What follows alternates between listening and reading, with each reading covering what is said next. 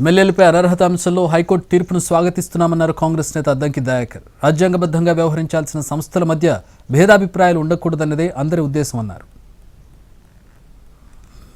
వ్యవస్థల మధ్యన ఎలాంటి భేదాభిప్రాయాలు ఉండకూడదనేదే అందరి యొక్క అభిప్రాయం. వాస్తవంగా పార్టీలు మారిన ఎమ్మెల్యేలని వెంటనే పార్టీ నుంచి సస్పెండ్ చేయడం, పదవి నుంచి సస్పెండ్ చేసే ఒక కొత్త చట్టం వస్తేనే తప్పితే ఇలాంటి సమస్యలకు పరిష్కారం రాదు. పొలిటికల్ ఎథిక్స్ అనేవి క్వశ్చనబుల్గా ఉన్నప్పుడు కోర్టులు, చట్టాలు వాటిని ఏ విధంగా తీసుకోవాలనే దాని దగ్గర చర్చ జరుగుతున్నది.